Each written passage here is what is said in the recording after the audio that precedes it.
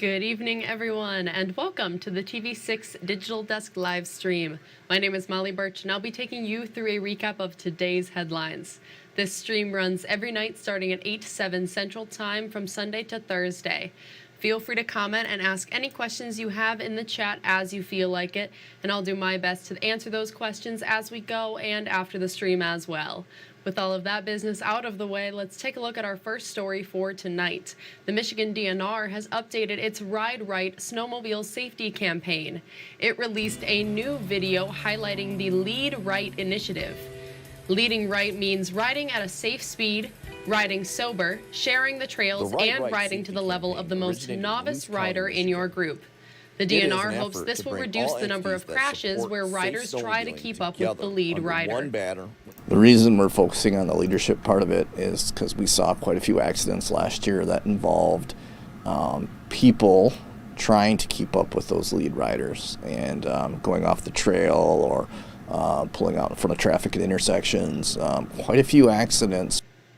The DNR is also making posters and social media graphics and are creating Ride Right trail signs for snowmobile groups. The National Weather Service says Lake Superior is much warmer than it usually is this time of year. Meteorologists say the average near-surface temperature for mid-January is in the mid-30s, but the lake is around 41 degrees right now. The National Weather Service says the warm temperatures could bring extra lake effect snow in the next week. A National Weather Service meteorologist says the lake's temperatures could be back to normal soon.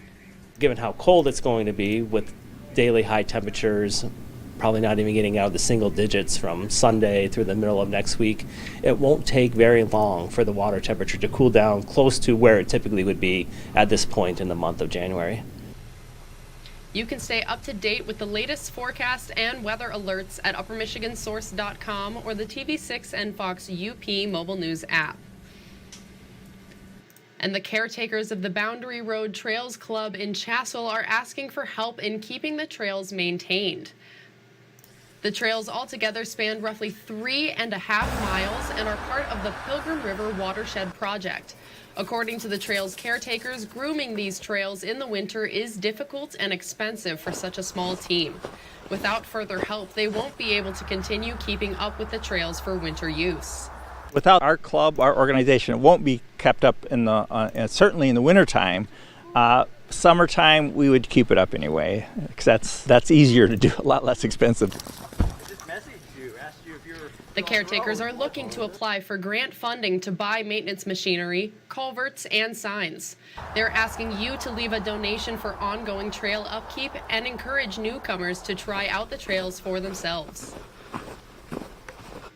The Iron Hills cycling team is organizing Shiver Me Timberstones, a fat tire bike and snowshoe race on January 27th. The course features 5.5-mile bike track across the Timberstone golf course. Registration costs $15 for the snowshoe 5K and $20 or $30 for the bike race, depending on the length you choose. The Iron Hills cycling team vice president says the team thanks the community partners who help organize the race.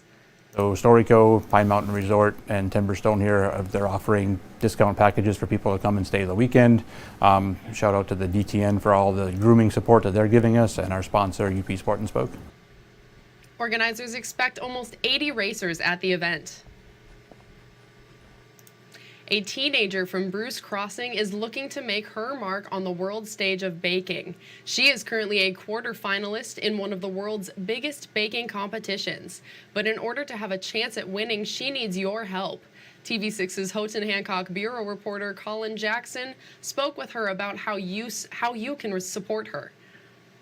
17-year-old Madison Tuttle from Bruce Crossing is aiming to take the cake in the International Greatest Baker competition. The winner will receive $10,000 and be featured in Bake From Scratch magazine. She is currently a quarter-finalist. I had a friend tag me in a post on Facebook, and she knew that I really liked baking, and she said, hey, you should check out this competition. So I signed up. I didn't think much of it, and then I got an email back from the team, and they said, hey, you've been accepted. To progress to the semifinals, she needs votes to earn first place out of 16 competitors in her section. Once you go onto the website, they will let you know when voting will end. So right now, the quarterfinals, the voting ends on January 18th, and then they'll finalize all the votes. Tuttle is a homeschooled high school senior and a proud member of the Lockview Desert Band of Lake Superior Chippewa Indians. She also owns her own bakery business, Bora Hay Bakes, specializing in cakes and cupcakes. Tuttle says her passion for baking grew during the pandemic, allowing her to practice her skills. She hopes to turn it into a lifelong career. I enjoy making cakes the most, especially kids' birthday cakes. The parents, they'll ask me to do a certain theme like fairy tales and Disney princesses, or movies like Spider-Man and Captain America. And I want to be able to take that vision and create it into a cake. And seeing the kids' reactions is probably one of my favorite things about it. To vote for Madison, go to uppermichigansource.com or the TV6 and Fox UP mobile news app. Colin Jackson, TV6 News, Stannard Township.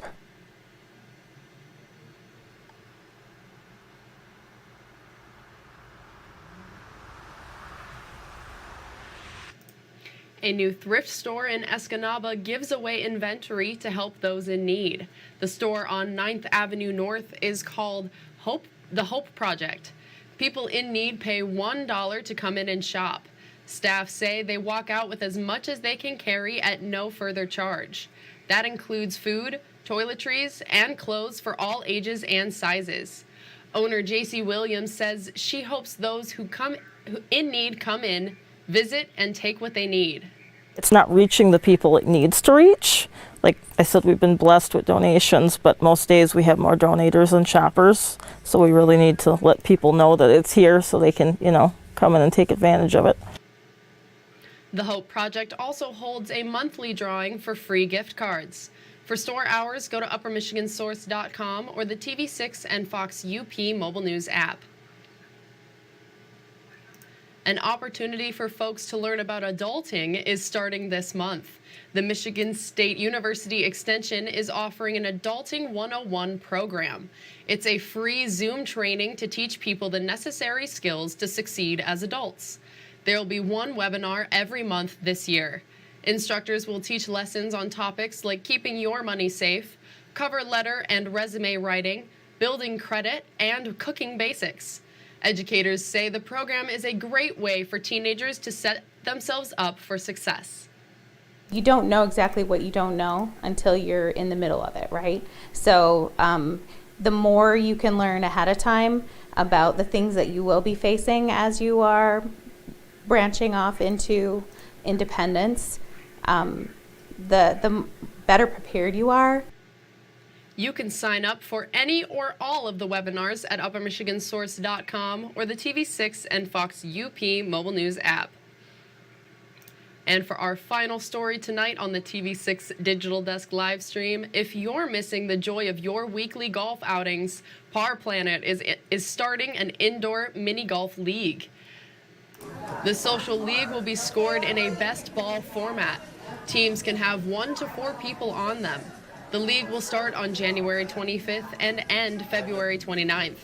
The top 3 teams will earn prizes, social media recognition, and bragging rights. Par Planet front staff say this is a good way to have fun inside during the winter. Whether you're a family of 4 or a couple or just a group of friends that want to come in, it's going to be a fun way to get some competition going. The league will be $50 a person. It starts in a couple of weeks, so get your team together while you can. To sign up or learn more, go to uppermichigansource.com or the TV6 and Fox UP mobile news app.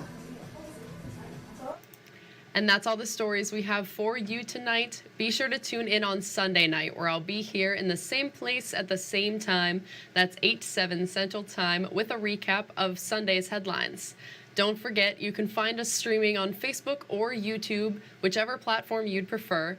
And if you have a story idea you think we should report on, feel free to contact us at any time.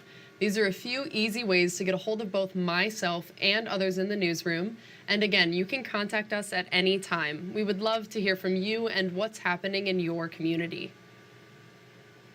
Thank you all again for joining me live at the TV6 Digital Desk. Have a great rest of your night and a great weekend.